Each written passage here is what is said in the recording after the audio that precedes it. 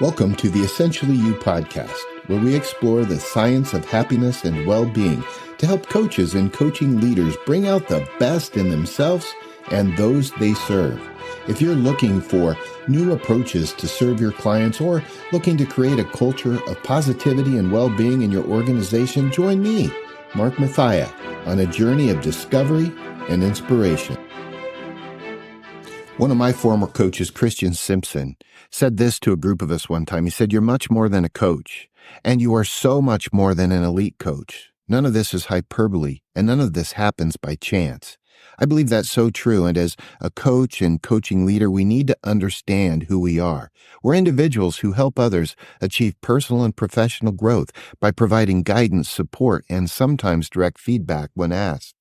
We work with people to identify their strengths, weaknesses, and clarify goals by providing them with tools that help them reach their full potential. You see, a coach allows clients to develop self-awareness, build resiliency, and overcome obstacles. And to be a great coach, you must be highly skilled in a number of things like active listening, communication, problem solving, and you need to be able to create an illuminated, safe space to process, plan, and strategize in a positive and supportive way.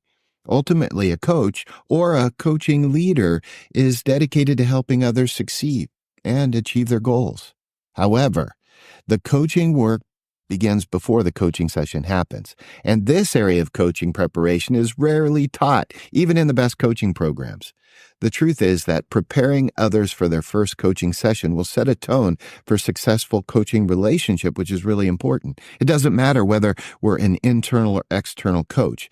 These preparation practices will amplify our ability to positively impact those we work with and who are new to coaching so that they can show up prepared and ready to grow. Hey, for this podcast, when I talk about the people we work with, whether they're peers, coworkers, or coaching client, I'm just going to refer to them as talent, all right? Just the talent.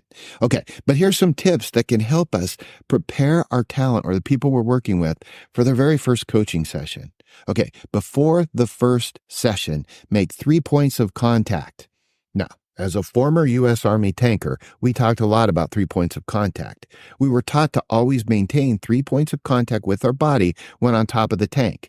And this reduced the likelihood of falling off and cracking our skulls. And I think that's a good idea for coaches as well. Before the first session, try to make 3 points of contact. You define them however it fits for you, but I would say make sure they vary in modality. So you could do things like this. Send a client a warm and welcoming email. Introduce yourself, set your expectations for the session. You could conduct a pre-call. I like to do them with no agenda, but just answer questions and maybe even share a few stories about how others, not to name others, but how others have used their time in the coaching experience. And you could consider sending a short article or book review, just a little bit of recommended reading to help them mentally prepare for the professional development that lies ahead. The second thing I'd recommend is providing a coaching agreement. Now, if you're an ICF certified coach like myself, you know all about coaching agreements. I look at them in two very distinct ways. A formal coaching agreement that outlines the coaching process, fees, best practices, that kind of stuff. If you're internal, you won't always have those. But it's important to especially talk about confidentiality. Now, this ensures that the talent and the coach or the boss and the follower are on the same page. In professional coaching, agreement should be utilized on every engagement.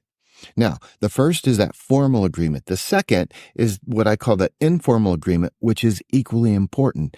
And in each session, I always like to begin with a session agreement. And this is done at the beginning of the session just to make sure that the talent shows up and the person being coached is in charge of what the learning is, not the coach. So in setting the agreement, what's the best use of our time today? And then once the talent owns that agreement, the coach works really hard to keep the conversation directed towards that agreement. However, we know that pivots sometimes happen. We have to go in different directions, especially as a seasoned coach, you begin to see patterns and you can help. But you need to get permission mid-agreement to change the agreement and pivot to a different one. And And that's simply done by asking permission and making sure that you start with the agreement. And when you move into a different area, just say, it looks like we've slid into a different area. Can we adjust the agreement to include that? If given permission, it's absolutely okay. All right, number 3 is ask the client to complete questionnaires. I know questionnaires are kind of the first line of defense, but I really like questionnaires because I think they help me understand the talent's goals and challenges and expectations they may have from the coaching process. I think they're really powerful for us to start the practice of mindfulness for the talent as they consider the questions we ask them. And by asking clients to complete those before their first session, we'll come to the session with valuable insights on their goals and their challenges and their expectation. And this can be used to help in those agreements and tailor those coaching sessions to the client's needs and desires. And it also gives us a way to measure and help make sure that they're achieving their goals effectively. Additionally, completing a questionnaire can help with their own self-awareness and decision-making progress. And that's great just to start. So overall, I think questionnaires are an excellent way for coaches to promote mindful consideration and get them used to kind of thinking internally as they get ready for their first coaching session. 4 is create boundaries. I just believe everything is better with boundaries. So I say set boundaries, including what the talent can expect and should need if like a referral exists. So this is important. Coaching has limits. Coaching is not counseling. Coaching is not mentoring. And so each of those is very important, but they serve a very different function. See, a coach believes that all answers exist within the talent. They model self-discovery and appreciative inquiry techniques. A counselor is different. They work towards root causes and healing trauma from past wounds to get them to be able to move forward. Now, I believe everyone needs a counselor as much as a coach, but coaches are not counselors, and nor should they be. So sometimes a referral needs to happen. And so I think coaches should work with counselors, especially when it comes to referrals, if you're in that situation. But it's helpful to have that in kind of the boundary set up front so you know what to expect. And mentors are different as well. Let me just say that they offer wisdom and advice. They're unlike coaching. Many mentors are kind of the been there, done that, and they help people avoid some of the same mistakes. They're all great things: mentorship, coaching, counseling, but they're different modalities. And we need to understand proper coaching boundaries. That way we set the stage for deep learning. And our final one is creating safe spaces. Now, creating a safe and non-judgmental space for the client to share their thoughts and ideas is so important in coaching.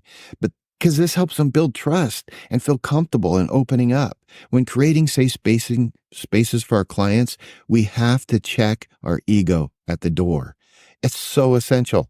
As a coach, you must remain open-minded and non-judgmental, allowing our talent or the people we're working with to share their thoughts and feelings about like raw, without feeling like we're evaluating them. This requires a certain level of humility and willingness to see things from your client's perspective, even if they differ from your own. And creating a safe space means putting your client's needs first and making them feel heard and supported. Doing so can establish a strong foundation for a successful coaching relationship built on trust and respect. Friends, coaching has become an increasingly popular tool for personal and professional development, and for good reason. The power of coaching lies in its ability to help individuals clarify goals, identify strengths, note weaknesses, develop new skills and strategies to achieve success. Coaching and coaching alone provides a safe and supportive space for individuals to explore their thinking, explore what's challenging them, explore new opportunities, and receive necessary guidance along the way. Then they're able to take purposeful action towards whatever that desired outcome is. With coaching, individuals can overcome obstacles, build resiliency, and achieve full potential. And I love that when it comes to helping people. The popularity of coaching is a testament to its effectiveness as more and more people continue to recognize the value of investing in their personal and professional growth through coaching. Now, the key is to make sure your client feels comfortable and prepared for their very first session. Doing this This simple thing can help us create a successful coaching relationship. It helps our clients and the talent we serve lead and achieve their goals to the best of their abilities.